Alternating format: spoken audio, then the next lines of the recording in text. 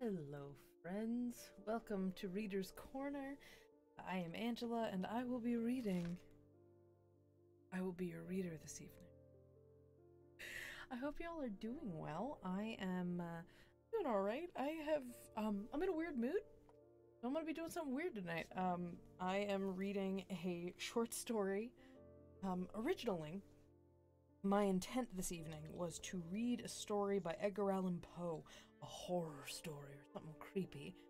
Then I discovered he wrote a romantic comedy, and I'm like, yeah. Sorry. If you were expecting the fall of the House of Usher or something, or Raven, I don't know. But I am going to be reading for you a silly story. I am distracted. Sorry. Hello. Drink some water. Prep for our story. So, really quick, going over some stuff while shuffle in. We are here at Reader's Corner, of course, a member of the Nerdsmith Network. It's silly because that's what we're doing.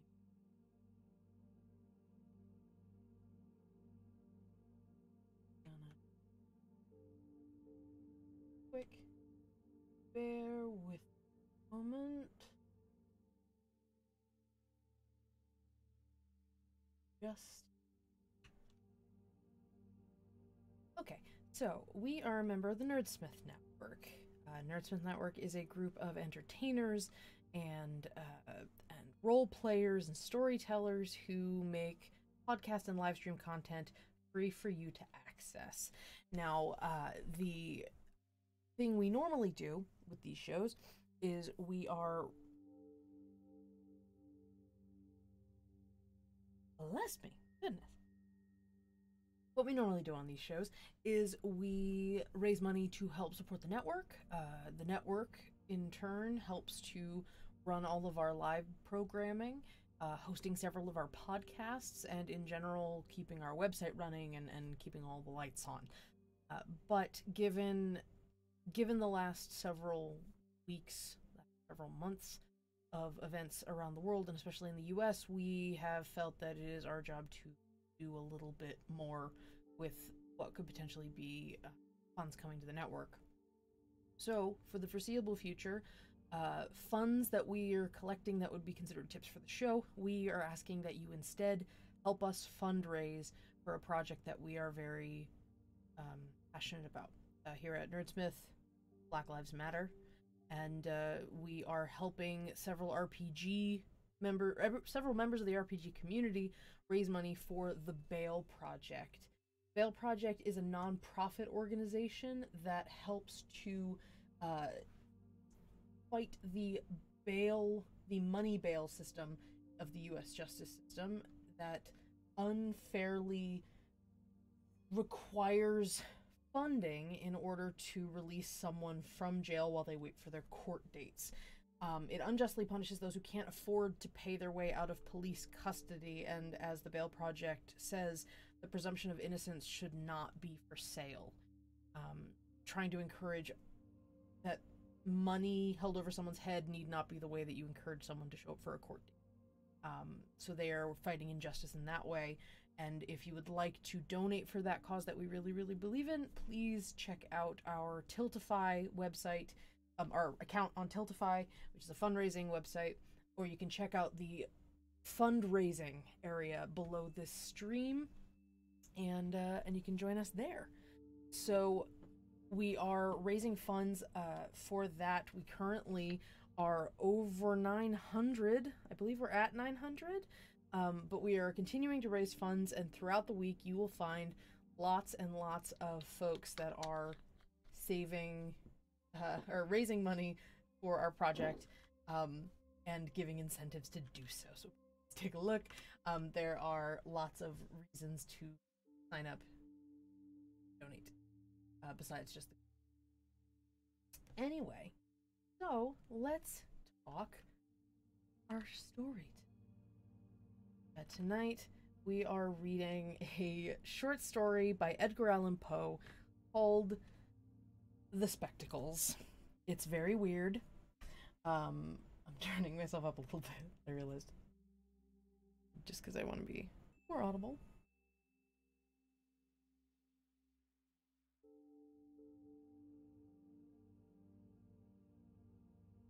Anyway, so let us start our story. That's not that. That is the musical 6 that is on my phone. The story is also on my phone, is why that happened. Anyway. Alright, so we're going to be reading The Spectacles by Edgar Allan Poe, published in 1850.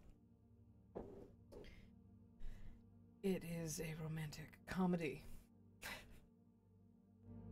that takes place at the opera.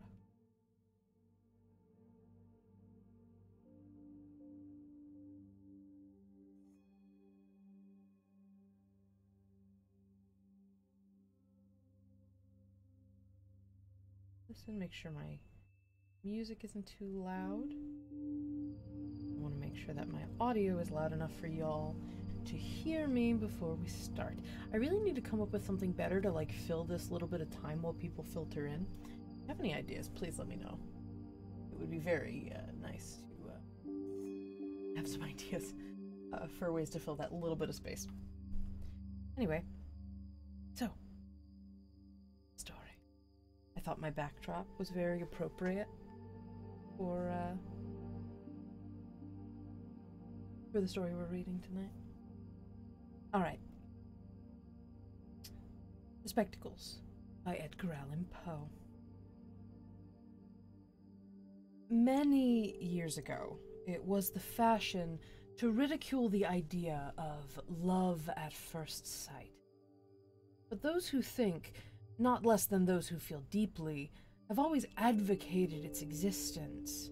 Modern discoveries, indeed, in what may be termed ethical magnetism or magnetosthetics, render it probable that the most natural and, consequently, the truest and most intense of the human affections are those which arise in the heart as if by electric sympathy. In a word, that the brightest and most enduring of the psychal fetters are those which are riveted by a glance. The confession I am about to make will add another to the already innumerable instances of the truth of that position. My story requires that I should be somewhat minute. I am still a very young man, not yet 22 years of age. My name, at present, is a very usual and rather plebeian one. Simpson. I say at present, for it is only lately that I have been so called, having legislatively adopted this surname within the last year in order to receive a large inheritance left to me by a distant male relative, Adolphus Simpson, Esquire. The bequest was conditioned upon my taking the name of the testator, the family, not the Christian name. My Christian name is Napoleon Bonaparte. Or, more properly, these are my first and middle appellations. I assumed the name Simpson with some reluctance. As my true patronym, Froissart, I felt a very pardonable pride, believing that I could trace a descent from the immortal author of the Chronicle. While on the subject of names, by the by, I may mention a singular coincidence of sound attending the name of some of my immediate predecessors. My father was a Monsieur Froissart of Paris. My wife, or his wife, my mother, whom he married at 15, was a Mademoiselle Froissart, eldest daughter of Froissart the banker, whose wife, again, being only 16 when married, was the eldest daughter of one Victor Froissart. Monsieur Froissart, very singularly, had married a lady of similar name, a Mademoiselle Froissart. She, too, was quite a child when married, and her mother, also Madame Froissart, was only 14 when led to the altar. These early marriages are usual in France. Here, however, are Moissart, Voissart, Croissart, and Froissart, all in the direct line of descent. My own name, though, as I say, became Simpson by act of legislature, and with so much repugnance on my part that at one period I actually hesitated about accepting the legacy with the useless and annoying proviso attached. As to personal endowments, I am by no means deficient. On the contrary, I believe that I am well made, and possess what 9/10 of the world would call a handsome face. In height I am 5'11".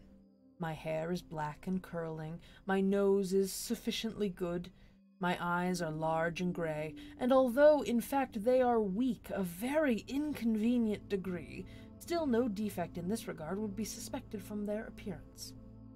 The weakness itself, however, has always much annoyed me, and I have resorted to every remedy short of wearing glasses. Being youthful and good-looking, I naturally dislike these, and have resolutely refused to employ them. I know nothing, indeed, which so disfigures the countenance of a young person, or so impresses every feature with an air of demureness, if not altogether of sanctimoniousness and of age. An eyeglass, on the other hand, has a savour of downright foppery and affectation. I have hitherto managed as well as I could without either. But something too much of these merely personal details, which after all are of little importance. I will content myself with saying, in addition, that my temperament is sanguine, rash, ardent, enthusiastic, and that all my life I have been a devoted admirer of women. One night last winter I entered a box at the P Theatre, in company with a friend, Mr. Talbot. It was an opera night, and the bills presented a very rare attraction, so that the house was excessively crowded. We were in time, however, to obtain the front seats which had been reserved for us, and into which, with some little difficulty, we elbowed our way. For 2 hours my companion, who was a musical fanatico, gave his undivided attention to the stage, and in the meantime I amused myself by observing the audience, which consisted in chief part of the very elite of the city. Having satisfied myself upon this point, I was about turning my eyes to the prima donna, when they were arrested and riveted by a figure in one of the private boxes which had escaped my observation. If I live 1,000 years, I can never forget the intense emotion with which I regarded this figure. It was that of a female, the most exquisite I had ever beheld. The face was so far turned toward the stage that for some minutes I could not obtain a view of it, but the form was divine. No other word can sufficiently express its magnificent proportion, and even the term divine seems ridiculously feeble as I write it. The magic of a lovely form in woman, the necromancy of female gracefulness, was always a power which I had found it impossible to resist. And here was grace personified, incarnate, the beau ideal of my wildest and most enthusiastic visions. The figure, almost all of which the construction of the box permitted to be seen, was somewhat above the medium height, and nearly approached, without positively reaching, the majestic. Its perfect fullness and tournure was delicious, the head of which only the back was visible, rivaled in outline that of the Greek Psyche. The right arm hung over the balustrade of the box and thrilled every nerve of my frame with its exquisite symmetry. Its upper portion was draperied by one of the loose open sleeves now in fashion. This extended but little below the elbow. Beneath it was worn an under one of some frail material, close-fitting, and terminated by a cuff of rich lace, which fell gracefully over the top of the hand, revealing only the delicate fingers, upon one of which sparkled a diamond ring, which I at once saw was of extraordinary value. The admirable roundness of the wrist was well set off by a bracelet which encircled it, which also was ornamented and clasped by a magnificent agate of jewels, in words that could not be mistaken, at once of the wealth and fastidious taste of the wearer. I gazed at this queenly apparition for at least an hour, as if I had been suddenly converted to stone, and during this period I felt the full force and truth of all that has been said or sung concerning love at first sight. My feelings were totally different from any which I had hitherto experienced, in the presence of even the most celebrated specimens of female loveliness. An unaccountable, and what am I compelled to consider a magnetic, sympathy of soul for soul seemed to rivet not only my vision, but my whole powers of thought and feeling upon the admirable object before me. Really did. I saw, I felt, I knew that I was deeply, madly, irrevocably in love, and this even before seeing the face of the person beloved. So intense indeed was the passion that consumed me that I really believe it would have received little if any abatement had the features, yet unseen, proved of merely ordinary character. So anomalous is the nature of the only true love, of the love at first sight, and so little really dependent is it upon the external conditions which only seem to create and control it. While I was thus wrapped in admiration of this lovely vision, a sudden disturbance among the audience caused her to turn her head partially toward me, so that I beheld the entire profile of the face. Its beauty even exceeded my anticipations, and yet there was something about it which disappointed me without me being able to tell exactly what it was. I said disappointment. But this is not altogether the word. My sentiments were at once quieted and exalted. They partook less of transport and more of calm enthusiasm, of enthusiastic repose. This state of feeling arose perhaps from the Madonna-like and matronly air of the face, and yet I at once understood that it could not have arisen entirely from this. There was something else, some mystery which I could not develop, some expression about the countenance which slightly disturbed me, while it greatly heightened my interest. In fact, I was just in that condition of mind which prepares a young and susceptible man for any act of extravagance. Had the lady been alone, I should undoubtedly have entered her box and spoke with her at all hazards, but fortunately she was attended by two companions, a gentleman and a strikingly beautiful woman, to all appearances a few years younger than herself. I revolved in my mind 1,000 schemes by which I might obtain hereafter an introduction to the elder lady, or, for the present at all events, a more distinct view of her beauty. I would have removed my position to one nearer her own, but the crowded state of the theatre rendered this impossible, and the stern decrees of fashion had of late imperatively prohibited the use of the opera-glass in a case such as this, even had I been so fortunate as to have one with me. But I had not, and I was thus in despair. At length I bethought me of applying to my companion. "Talbot," I said, "you have an opera-glass. Let me have it." "An opera-glass? No, what do you suppose I would be doing with an opera-glass?" Here he turned impatiently towards the stage.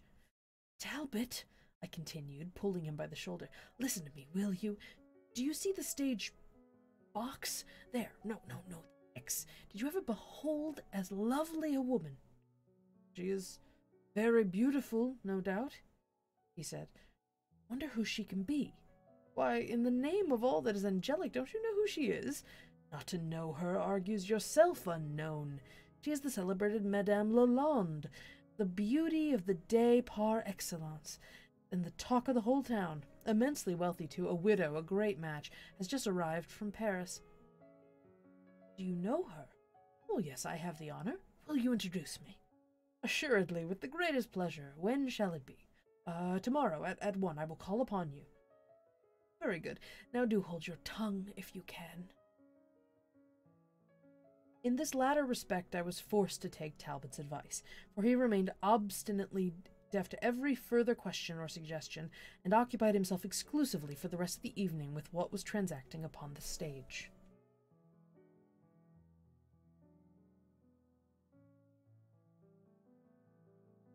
In the meantime, I kept my eyes riveted on Madame Lalande, and at length had the good fortune to obtain a full front view of her face. It was exquisitely lovely. This, of course, my heart had told me before, even had not Talbot fully satisfied me upon the point, but still the unintelligible something disturbed me.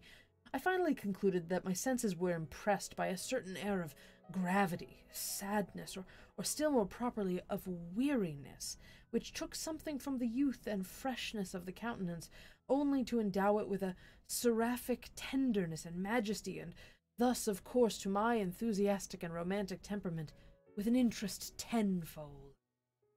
While I thus feasted my eyes, I perceived at last, to my great trepidation, by an almost imperceptible start on the part of the lady, that she had become suddenly aware of the intensity of my gaze.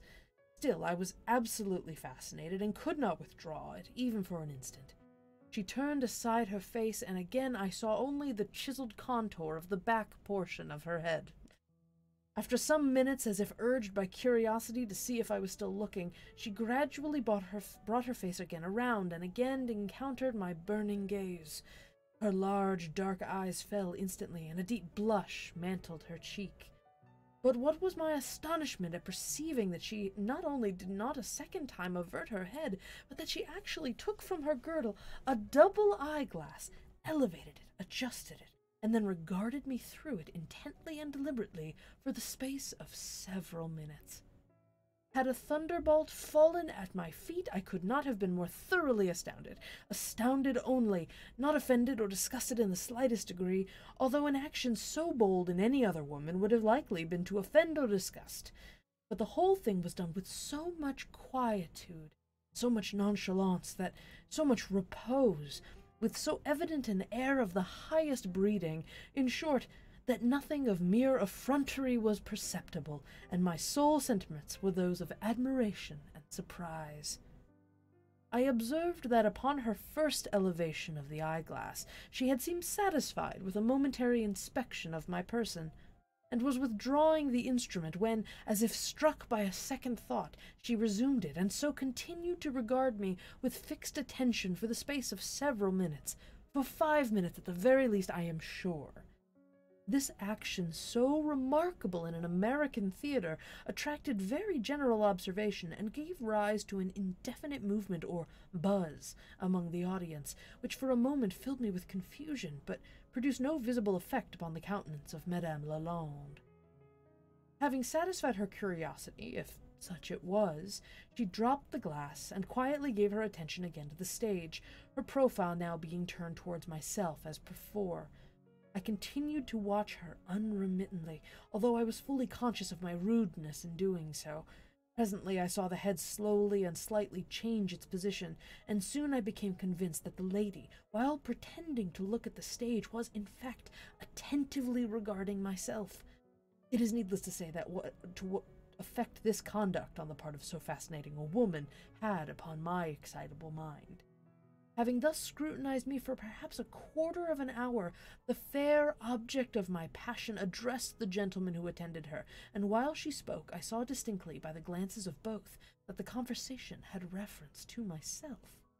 Upon its conclusion, Madame Lalande again turned towards the stage, and for a few moments seemed absorbed in the performance. At the expiration of this period, however, I was thrown into an extremity of agitation by seeing her unfold for the second time the eyeglass which hung at her side, fully confront me as before, and, disregarding the renewed buzz of the audience, survey me from head to foot with the same miraculous composure which had previously so delighted and confounded my soul. This extraordinary behavior, by throwing me into a perfect fever of excitement, into an absolute delirium of love, served rather than to embolden than to disconcert me. In the mad intensity of my devotion, I forgot everything but the presence and majestic loveliness of the vision which confronted my gaze. Watching my opportunity, when I thought the audience were fully engaged with the opera, I at length caught the eyes of Madame Lalande, and upon the instant made a slight but unmistakable bow. She blushed very deeply, then averted her eyes, then slowly and cautiously looked around, apparently to see if my rash action had been noticed, then leaned over towards the gentleman who sat by her side. I now felt a burning sense of the impropriety I had committed, and expected nothing less than instant exposure, while a vision of pistols upon the morrow floated rapidly and uncomfortably through my brain. I was greatly and immediately relieved, however, when I saw the lady merely hand the gentleman a playbill without speaking, but the reader may form some feeble conception of my astonishment, of my profound amazement, my delirious bewilderment of heart and soul, when instantly afterward, having again glanced furtively around, she allowed her bright eyes to set fully and steadily upon my own, and then with a faint smile, disclosing a bright line of her pearly teeth, made two distinct, pointed, and unequivocal affirmative inclinations of the head. It is useless, of course, to dwell upon my joy, upon my transport, upon my illimitable ecstasy of heart. If ever man was mad with excess of happiness, it was myself at that moment. I loved. This was my first love, so I felt it to be. It was love supreme, indescribable. It was love at first sight. And at first sight, too, it had been appreciated and returned. Yes, returned. How and why should I doubt it for an instant? What other construction could I possibly put upon such conduct in the part of a lady so beautiful, so wealthy, evidently so accomplished, of such high breeding, of so lofty a position in society, in every regard so entirely respectable as I felt assured was Madame Lalande? Yes, she loved me. She returned the enthusiasm of my love with an enthusiasm as blind, as uncompromising, as uncalculating, as abandoned, and as utterly unbounded as my own. These delicious fancies and reflections, however, were now interrupted by the falling of the drop curtain. The audience arose, and the usual tumult immediately supervened. Quitting Talbot abruptly, I made every effort to force my way into closer proximity with Madame Lalande. Having failed in this on account of the crowd, I at length gave up the chase and bent my steps homeward, consoling myself for my disappointment in not having been able to touch even the hem of her robe, by the reflection that I should be introduced by Talbot in due form upon the morrow. This morrow at last came, that is to say, a day finally dawned upon a long and weary night of impatience, and then the hours until 1 were snail-paced, dreary, and innumerable.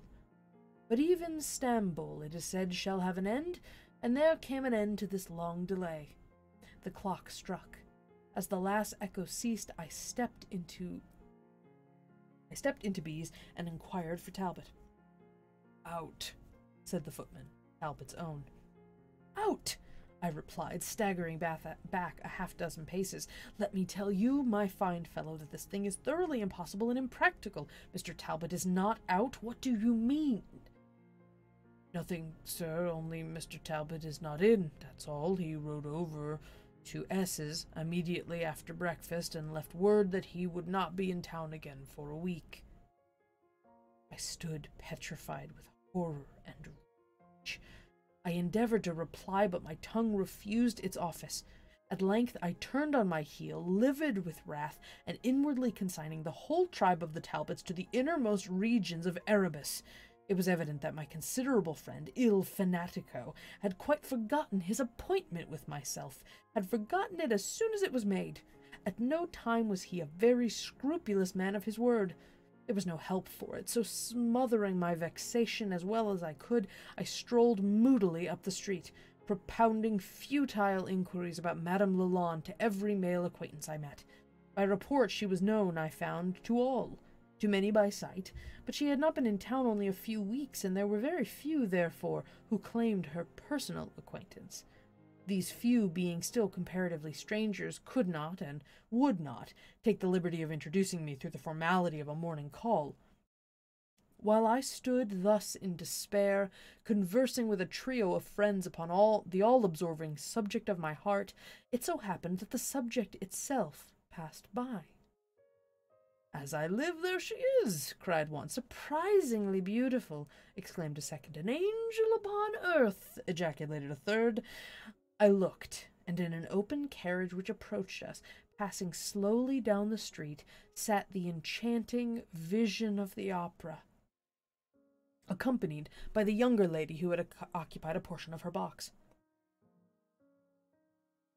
Her companion also wears remarkably well, said one of my trio who had spoken first. Astonishingly, said the second. Still quite a brilliant air, but art will do wonders. Upon my word, she looks better than she did at Paris 5 years ago. A beautiful woman still, don't you think, Simpson, I mean. Still, said I, and why wouldn't she be? But compared with a friend, she is a rush, light to the evening star, a glow. Why, Simpson, you have an astonishing tact at making discoveries. Original ones, I mean. And here we separated, while one of the trio began humming a gay vaudeville, of which I caught only the lines, Ninon, ninon, ninon, abast ninon de enclos. During this little scene, however, one thing had served greatly to console me, although it fed the passion by which I was consumed. As the carriage of Madame Lalande rolled by our group, I had observed that she recognized me, and more than this, she had blessed me by the most seraphic of all imaginable smiles, with no equivocal mark of the recognition. As for an introduction, I was obliged to abandon all hope of it until such time as Talbot should think proper to return from the country. In the meantime, I perseveringly frequented every reputable place of public amusement, and at length at the theatre, where I first saw her, I had the supreme bliss of meeting her and of exchanging glances with her once again. This did not occur, however, until the lapse of a fortnight. Every day in the interim I had inquired for Talbot at his hotel, and every day had been thrown into a spasm of wrath by the everlasting "Not come home yet" of his footman. Upon the evening in question, therefore, I was in a condition little short of madness. Madame Lalande, I had been told, was a Parisian, had lately arrived from Paris. Might she not suddenly return before Talbot came back, and might she not be thus lost to me forever? The thought was too terrible to bear. Since my future happiness was at issue, I resolved to act with a manly decision. In a word, upon the breaking up of the play, I traced the lady to her residence, noted the address, and the next morning sent her a full and elaborate letter in which I poured out my whole heart. I spoke boldly, freely. In a word, I spoke with passion. I concealed nothing, nothing even of my weakness. I alluded to the romantic circumstances of our first meeting, even to the glances which had passed between us. I went so far as to say I felt assured of her love, while I offered this assurance and my own intensity of devotion as two excuses for my otherwise unpardonable conduct. As a third, I spoke of my fear that she might quit the city before I could have the opportunity of a formal introduction. I concluded the most wildly enthusiastic epistle ever penned with a frank declaration of my worldly circumstances, of my affluence, and with an offer of my heart and of my hand. In an agony of expectation, I awaited the reply. After what seemed like the lapse of a century, came. Yes, actually came. Romantic as all this may appear, I really received a letter from Madame Lalande, the beautiful, the wealthy, the idolized Madame Lalande. Her hair, her eyes, her magnificent eyes, had not belied her noble heart. Like a true Frenchwoman, like a true Frenchwoman, as she was, she had obeyed the frank dictates of her reason, the generous impulses of her nature. Despising the conventional pruderies of the world, she had not scorned my proposals. She had not sheltered herself in silence. She had not returned my letter unopened. She had even sent me in reply one penned by her own exquisite fingers. It ran thus: Monsieur Simpson will pardon me for not compose the beautiful tongue of his country as well as might. It is not the late that I am arrive, and not yet have I the opportunity for the l'étudier. This apology for the manière. I will now say that, alas, Monsieur Simpson, I've guessed but the too true. Need I say the more? Alas, am I not ready speak the too much? It's written phonetically. Eugenie Lalande. This noble spirited note I kissed 1,000,000 times, and committed, no doubt, on its account 1,000 other extravagances that have now escaped my memory. Still Talbot would not return. Alas! Could he have formed even the vaguest idea of the suffering his absence had occasioned his friend, would not his sympathizing nature have flown immediately to my relief? Still, however, he came not. I wrote, he replied. He was detained by urgent business, but would shortly return. He begged me not to be impatient, to moderate my transports, to read soothing books, to drink nothing stronger than hock, and to bring the consolations of philosophy to my aid. The fool! If he could not come himself, then why, in the name of everything rational, could he not have enclosed me a letter of presentation? I wrote him again, entreating him to forward one forthwith. My letter was returned by that footman with the following endorsement in pencil. The scoundrel had joined his master in the country. Left S yesterday for parts unknown. Did not say where, or when he'd be back.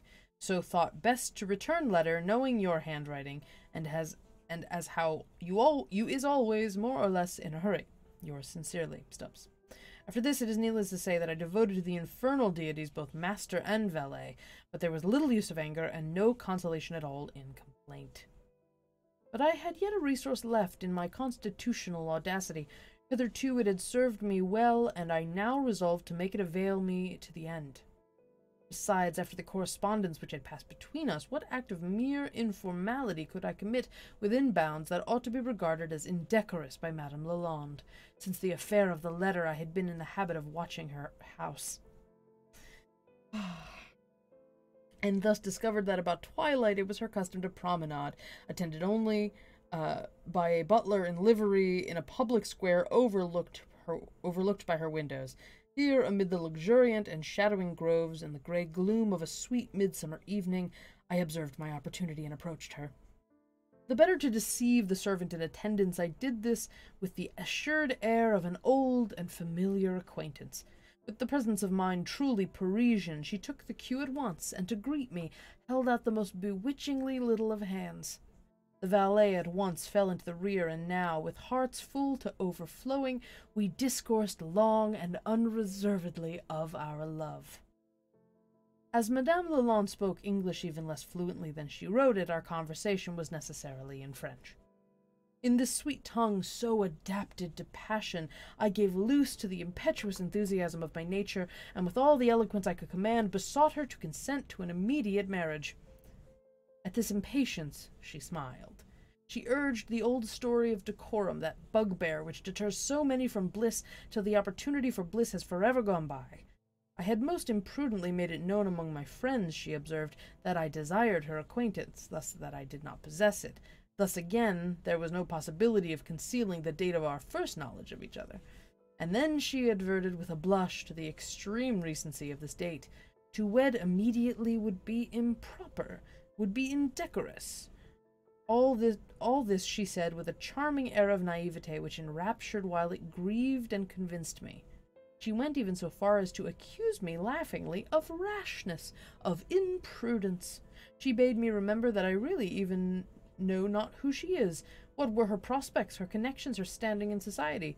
She begged me with a sigh to reconsider my proposal, and termed my love an infatuation, a will-o'-the-wisp, a fancy or fantasy of the moment, a baseless and unstable creation rather of the imagination than of the heart. These things she uttered as the shadows of the sweet twilight gathered darkly and more darkly around us, and then, with a gentle pressure of her fairy-like hand, overthrew in a single sweet instant all the argumentative fabric she had reared.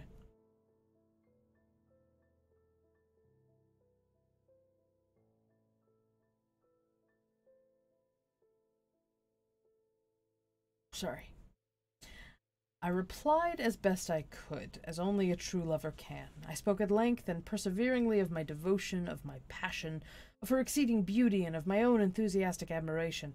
In conclusion, I dwelt with a convincing energy upon the perils that encompassed the course of love, that course of true love that never did run smooth, and thus deduced the manifest danger of rendering that course unnecessarily long.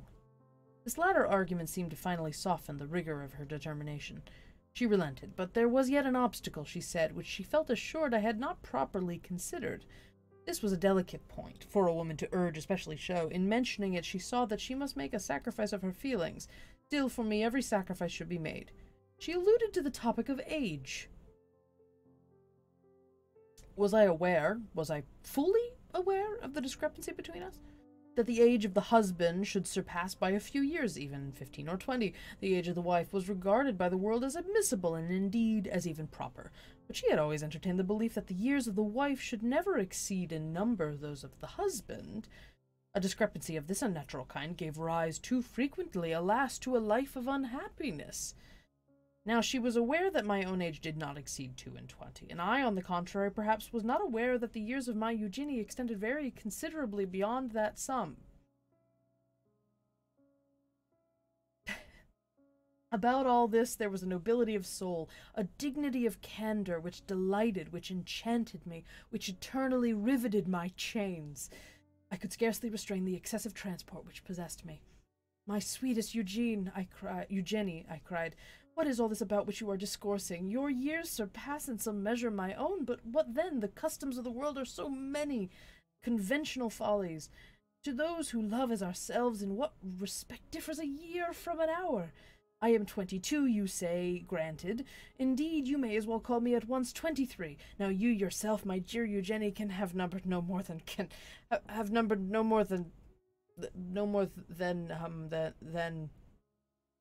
Here I paused for an instant in the expectation that Madame Lalande would interrupt me by supplying her true age.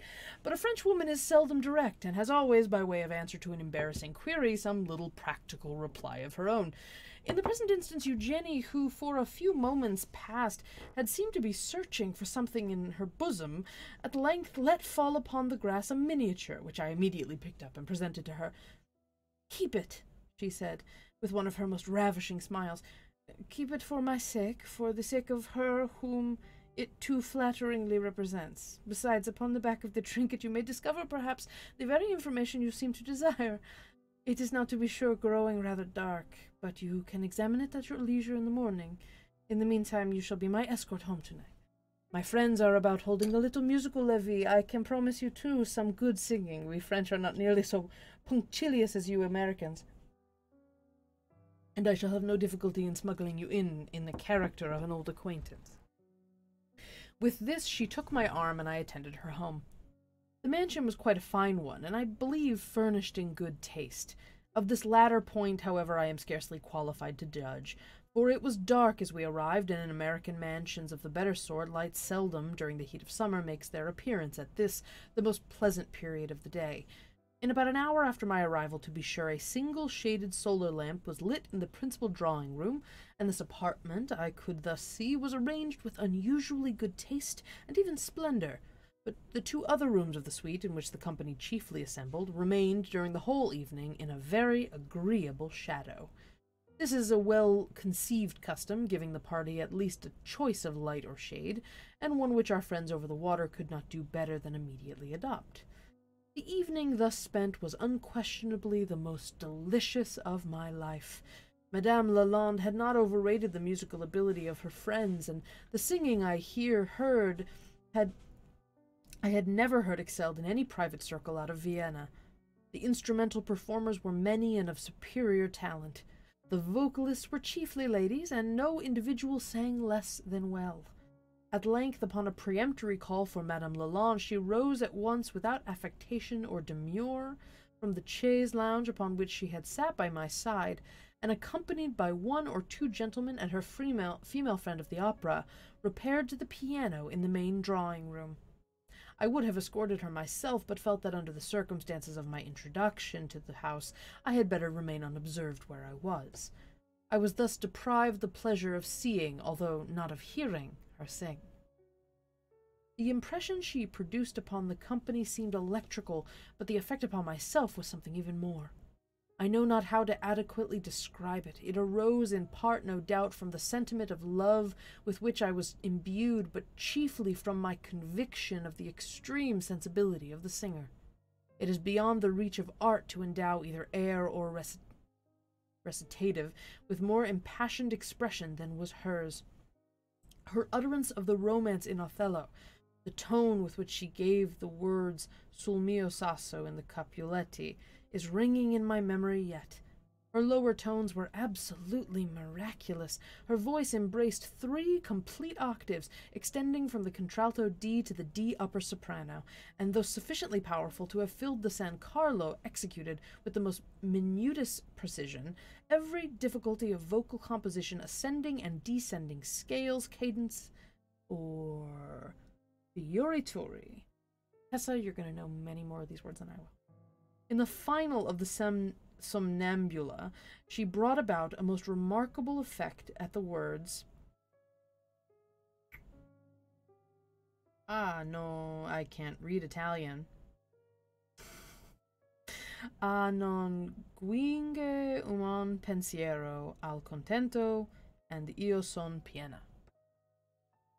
Here, in imitation of Malibran, she modified the original phrase of Bellini so as to let her voice descend to the tenor G, when by a rapid transition she struck the G above the treble stave, springing over an interval of 2 octaves. Upon rising from the piano after these miracles of vocal execution, she resumed her seat by my side, when I expressed to her in terms of the deepest enthusiasm my delight at her performance. Of my surprise I said nothing, and yet was I most unfeigned surprise, for a certain feebleness, or rather a certain tremulous indecision of voice in ordinary conversation, had prepared me to anticipate that, in singing, she would not acquit herself with any remarkable ability. Our conversation was now long, earnest, uninterrupted, and totally unreserved. She made me relate many of the earlier passages of my life, and listened with breathless attention to every word of the narrative. I concealed nothing, felt that I had a right to conceal nothing from her confiding affection. Encouraged by her candor upon the delicate point of her age, I entered, with perfect frankness, not only into a detail of my many minor vices, but made full confession of those moral and even those physical infirmities, the disclosure of which, in demanding so much a higher degree of courage, is so much surer an evidence of love. I touched upon my college indiscretions, upon my extravagances, upon my carousals, upon my debts, upon my flirtations. I even went so far as to speak of a slightly hectic cough with which at one time I had been troubled, of a chronic rheumatism, of a twinge of hereditary gout, and, in conclusion, of the disagreeable and inconvenient, but hitherto carefully concealed, weakness of my eyes. "Upon this latter point," said Madame Lalande, laughingly, "you have been surely injudicious in coming to confession, for without the confession I take it for granted that no one would have accused you of the crime. By the by," she continued, "have you any recollection," and here I fancied that a blush, even though the gloom of the apartment became distinctly visible upon her cheek, "have you any recollection, mon cher ami, of this little ocular assistance which now depends from my neck?" As she spoke, she twirled in her fingers the identical double eyeglass which had so overwhelmed me with confusion at the opera. "Full well, alas, I do remember it," I exclaimed, pressing passionately the delicate hand which offered the glasses for my inspection. They formed a complex and magnificent toy, richly chased and filigreed, and gleaming with jewels which even in the deficient light I could not help but perceive were of high value. "Ah bien, mon ami," she resumed with a certain empressement of manner that rather surprised me. "Ah bien, mon ami, you have earnestly besought of me a favour which you have been pleased to denominate priceless. You have demanded of me my hand upon the morrow. Should I yield to your entreaties, which I may add to the pleadings of my own bosom, would I not be entitled to demand of you a very, very little boon in return?" "Name it!" I exclaimed with an energy that had nearly drawn upon us the observation of the company, and, restrained by their presence alone, was throwing myself impetuously at her feet. "Name it, my beloved, my Eugenie, my own, name it! But, alas, it is already yielded ere named." "You shall conquer, then, mon ami," she said, "for the sake of the Eugenie whom you love, this little weakness which you have at last confessed, this weakness more moral than physical, of which, let me assure you, in so unbecoming the nobility of your real nature, so inconsistent with the candor of your usual character, and which, if permitted further control, will assuredly involve you sooner or later in some very disagreeable scrape.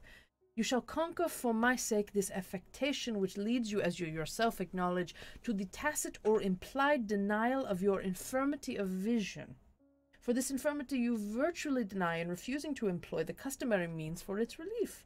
You will understand me to say, then, that I wish you to wear spectacles. Ah, hush. You have already consented to wear them for my sake. You shall accept the little toy for which I hold in my hand, and which, though admirable as an aid to vision, is really of no very immense value as a gem. You perceive that by a trifling modification thus, it can be adapted to the eyes in the form of spectacles, or whom in the waistcoat pocket of an eyeglass. It is in the former mode, however, and habitually, that you have already consented to wear it for my sake. This request, must I confess it, confused me in no little degree. But the condition with which it was coupled rendered hesitation, of course, a matter altogether out of the question. "It is done," I cried, with all the enthusiasm that I could muster at the moment. "It is done. It is most cheerfully agreed. I sacrifice every feeling for your sake. Tonight I wear this dear eyeglass as an eyeglass, and upon my heart, but with the earliest dawn of that morning which gives me the pleasure of calling you wife, I will place it upon my nose, and there wear it ever afterward in the less romantic and less fashionable, but certainly in the more serviceable form which you desire." Our conversation now turned upon the details of our arrangement for the morrow. Talbot, I learned from my betrothed, had just arrived in town. I was to see him at once and procure a carriage. The soirée would scarcely break up before 2, and by this hour the vehicle was to be at the door, when, in the confusion occasioned by the departure of the company, Madame L. could easily enter it unobserved. We were then to call at the house of a clergyman who would be in waiting, there be married, drop Talbot, and proceed on a short tour to the east, leaving the very fashionable world at home to make whatever comments upon it matter it thought best. Having planned all this, I immediately took leave, and went in search of Talbot, but on the way I could not refrain from stepping into a hotel for the purposes of inspecting the miniature, and this I did by the powerful aid of the glasses. The countenance was a surprisingly beautiful one. Those large, luminous eyes, that proud, Grecian nose, those dark, luxuriant curls. "Ah," said I exultingly to myself, "this is indeed the speaking image of my beloved." I turned reverse and discovered the words Eugenie Lalande, aged 27 years and 7 months. I found Talbot at home, and proceeded at once to acquaint him with my good fortune. He professed excessive astonishment, of course, but congratulated me most cordially, and proffered me every assistance in his power. In a word, we carried out our arrangement to the letter, and at 2 in the morning, just 10 minutes after the ceremony, I found myself in a close carriage with Madame Lalande and Mrs. Simpson, I should say, and driving at a great rate out of town. It is a direction northeast by north, half north. It had been determined for us by Talbot that, as we were to be up all night, we should make our first stop at C, a village about 20 miles from the city, and there get an early breakfast and some repose before proceeding upon our route. At 4 precisely, therefore, the carriage drew up at the door of the principal inn. I handed my adored wife out, and ordered breakfast forthwith. In the meantime we were shown into a small parlour, and sat down. It was now nearly, if not altogether, daylight, and as I gazed enraptured at the angel by my side, the singular idea came all at once into my head that this really was the very first moment since my acquaintance with the celebrated loveliness of Madame Lalande that I had enjoyed a near inspection of that loveliness by daylight at all. "And now, mon ami," said she, taking my hand, and so interrupting this train of reflection, "and now, mon chéri, since we are indissolubly one, since I have yielded to your passionate entreaties and performed my portion of our agreement, I presume you have not forgotten that you also have a little favor to bestow? A little promise which is your intention to keep. Aha, let me see, let me remember. Ah, yes, full easily do I recall to mind the precise words of the dear promise you made to Eugenie last night. Listen, you spoke thus: 'It is done, it is most cheerfully agreed, I sacrifice every feeling for your sake. Tonight I wear this dear eyeglass as an eyeglass, and upon my heart, with the earliest dawn of that morning which gives me the privilege of calling you wife, I will place it upon my nose, and there I will wear it afterward, in the less romantic and less fashionable, but certainly to the more serviceable form which you desire.' These were your exact words, my beloved husband, were they not?" They were, I said. You have an excellent memory, and assuredly, my beautiful Eugenie, there is no disposition on my part to evade the performance of the trivial promise that implies. See, behold, they are becoming, rather, are they not? And here, having arranged the glasses in the ordinary form of spectacles, I applied them gingerly on their proper position, while Madame Simpson, adjusting her cap, folding her arms, sat bolt upright in her chair in a somewhat stiff and prim, and indeed in a somewhat undignified position. "Goodness gracious me!" I exclaimed, almost at the very instant that the rim of the spectacles had settled upon my nose. My goodness gracious me, what can be the matter with these glasses? And taking them off quickly, I wiped them carefully with a silk handkerchief and adjusted them again. But if in the first instance there had occurred something which occasioned me surprise, in the second this surprise became elevated with astonishment, and this astonishment was profound. Was extreme, indeed, may I say. It was horrific. What in the name of everything hideous did this mean? Could I believe my eyes? Could I? That was the question. What was that rouge? Were those wrinkles upon the visage of Eugenie Lalande? And oh, but Jupiter and every one of the gods and goddesses, little and big, what had become of her teeth? I dashed the spectacles violently to the ground, and leaping to my feet, stood erect in the middle of the floor, confronting Mrs. Simpson with my arms set akimbo, and grinning and foaming, but at the same time utterly speechless with terror and with rage. Now I have already said that Madame Eugenie Lalande, that is to say, Simpson, spoke the English language, but very little better than she wrote it, and for this reason she very properly never attempted to speak it upon ordinary occasions. But rage will carry a lady to any extreme, and in the present care it carried Mrs. Simpson to the very extraordinary extreme of attempting to hold a conversation in a tongue which she did not altogether understand. "Well, monsieur," she said, after surveying me in great apparent astonishment for some moments. "Well, monsieur, and what then? What the matter now? Is it the dance of Saint Tous that you have? If not like me, what for we buy the pig in the poke?"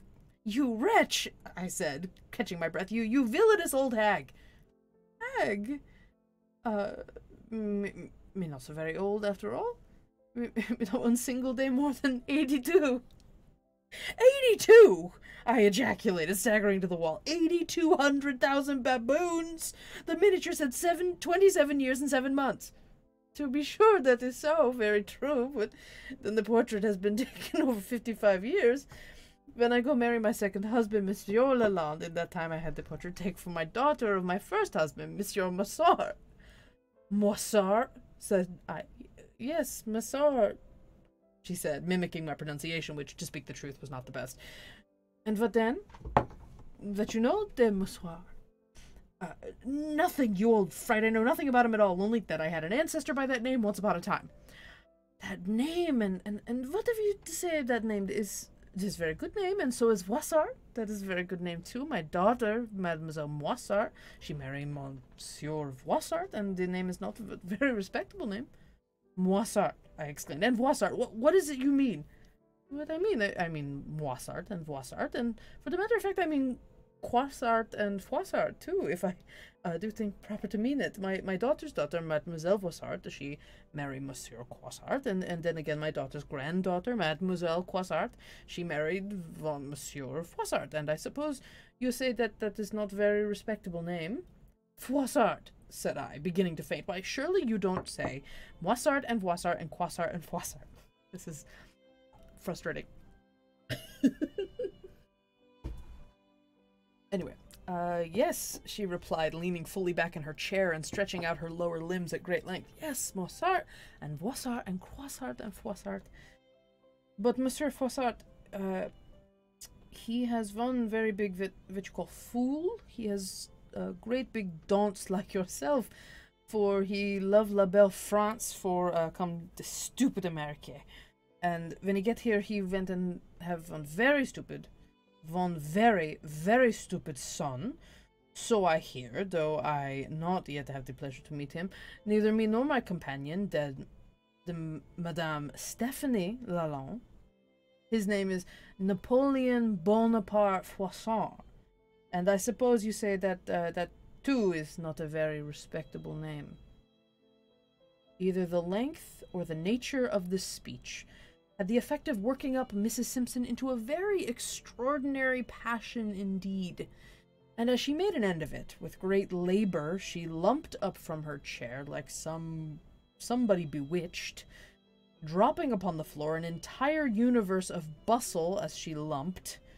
Once upon her feet, she gnashed her gums, brandished her arms, rolled up her sleeves, shook her fist in my face, and concluded the performance by tearing the cap from her head, and with an immense wig of the most valuable and beautiful black hair, the whole of which she dashed upon the ground with a yell, and then trampled and danced a fandango upon it in an absolute ecstasy and agony of rage. Meanwhile, I sank aghast into the chair which she had vacated. Moissart and Voissart, I repeated thoughtfully as she cut one of her pigeon wings, and Moissart and Froissart as she completed another. Moissart and Voissart and Croissart and Napoleon Bonaparte. Why, you ineffable old serpent, that is me. That's me. Do you hear? That's me. Here, I screamed at the top of my voice. That is me! I am Napoleon Bonaparte Froissart, and if I haven't married my great-great-grandmother, I wish I may be everlastingly confounded. Madame Eugenie Lalonde, quasi-Simpson, formerly Moissart, was in sober fact my great-great-grandmother. In her youth she had been beautiful, and even at 82, remained the majestic height, the sculptural contour of head, the fine eyes, and the Grecian nose of her girlhood. By the aid of these, of pearl powder, of rouge, of false hair, false teeth, and false tournure, as well as the most skilful modesties of Paris, she contrived to hold a respectable footing among the beauties of the French metropolis. In this respect, indeed, she might have been regarded as little less than an equal of the celebrated Ninon d'Enclos. The song she was singing before. Okay, I don't speak Italian or French. She was immensely wealthy, and being left for the second time a widow without children, she bethought herself of my existence in America, and for the purposes of making me her heir, paid a visit to the United States, in company with a distant and exceedingly lovely relative of her second husband, a Madame Stephanie. The opera, my great-great-grandmother's attention, was arrested by my notice, and upon surveying me through her eyeglass, she was struck with a certain family resemblance to herself. Thus interested, and knowing that the heir she sought was actually in the city, she made inquiries of her party respecting me. The gentleman who had attended her knew my person, and told her who I was. The information thus obtained induced her to renew her scrutiny, and this scrutiny it was which so emboldened me that I behaved in the absurd manner already detailed. She returned my bow, however, under the impression that by some odd accident I had discovered her identity. When deceived by my weakness of vision and the art of grooming in respect to the age and charms of the strange lady, I demanded so enthusiastically of Talbot who she was, he concluded that I meant the younger beauty. As a matter of course, and so informed me with perfect truth that she was the celebrated widow, Madame Lalonde. In the street next morning, my great-great-grandmother encountered Talbot, an old Parisian acquaintance, and the conversation very naturally turned upon myself. My deficiencies of vision were then explained, for these were notorious, although I was entirely ignorant of their notoriety, and my good old relative discovered, much to her chagrin, that she had been deceived in supposing me aware of her identity, and that I had been merely making a fool of myself in making open love in a theater to an old woman unknown. By way of punishing me for my imprudence, she concocted with Talbot a plot. She purposefully kept out of my way to avoid giving me the introduction. My street inquiries about the lovely widow, Madame Lalonde, were supposed to refer to the younger lady, of course, and thus the conversation with the three gentlemen whom I encountered shortly after leaving Talbot's hotel would be easily explained as also their allusion to Ninon d'Enclos. I had no opportunity of seeing Madame Lalande closely during daylight, and at her musical soiree my silly weakness in refusing the aid of glasses eventually prevented me from making a discovery of her age. When Madame Lalande was called upon to sing, the younger lady was intended, and it was she who arose to obey the call. My great-great-grandmother, to further the deception, arising at the same time and accompanying her to the piano in the main drawing-room. Had I decided upon escorting her thither, it would have been her design to suggest the propriety of my remaining where I was, but my own prudential views rendered that unnecessary. The songs which I had so admired, which so confirmed my impression of the youth of my mistress, were executed by Madame Stephanie Lalande. The eyeglasses were presented by way of adding a reproof to the hoax, a sting to the epigram of deception. Its presentation afforded an opportunity for the lecture upon affectation with which I was so especially edified. It is almost superfluous to add that the glasses of the instrument as worn by the old lady had been exchanged by her for a pair better adapted to my years. They suited me, in fact, to a T. The clergyman, who merely pretended to tie the fatal knot, was a boon companion of Talbot's and no priest. He was an excellent whip, however, and having doffed his cassock to put on a greatcoat, he drove the hack which conveyed the happy couple out of town. Talbot took a seat at his side. The two scoundrels were thus in at the death, and through a half-open window of the back parlour of the inn, amused themselves in grinning at the denouement of the drama. I believe I shall be forced to call them both out. Nevertheless, I am not the husband of my great-great-grandmother, and this is a reflection which affords me infinite relief.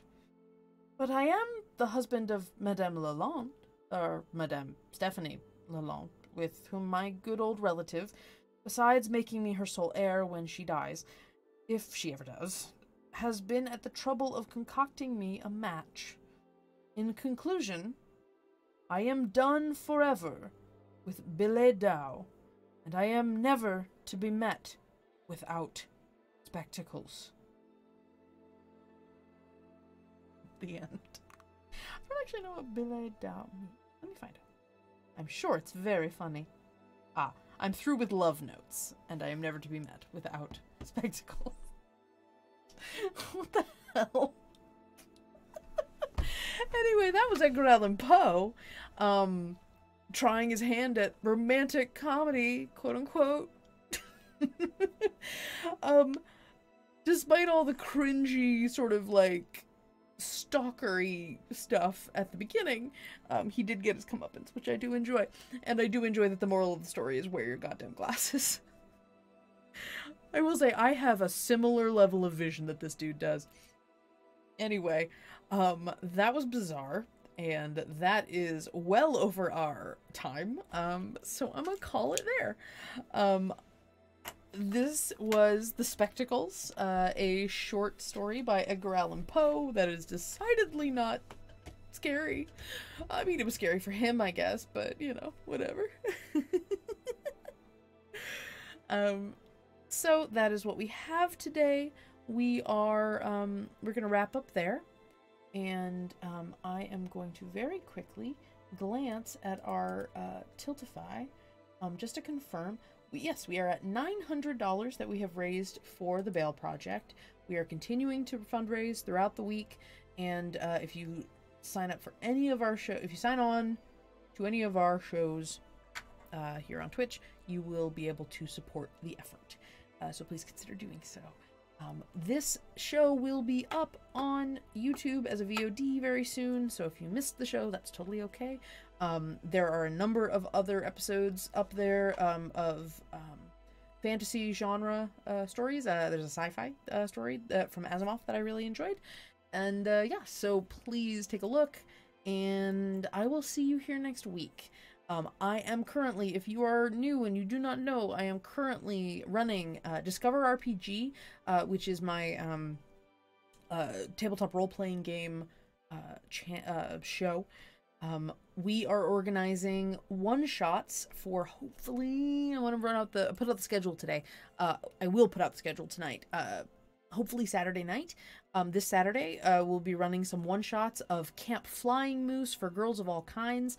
All creators and viewers are welcome to join if they would like to sign up to join one of the one-shots. And I think I still have a little bit of space. So please join our Discord if you haven't already, because that is where we're organizing things. Let me see. It may or may not be there. Check the link below underneath the stream to find the link to our Discord channel. Everybody is welcome. It's a safe place, a fun place that we try to give people a place to sort of blow off steam and have fun, play games, all sorts of stuff, but also talk about important things if they so want, if they desire. So there's a little bit for everybody. Very much hope to see you there, and I very much hope to see you the rest of the week. You can find, if you find us on Twitter at WeAreNerdsmith, or follow us here or on Twitter, you'll get pinged when we go live with our new shows, with our next shows this week.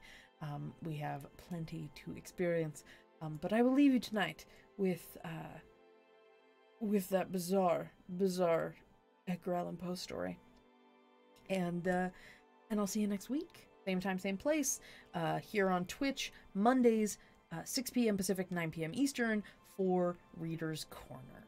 And do me a favor and get yourself a good book. All right, everybody, please have a great rest of your Monday night.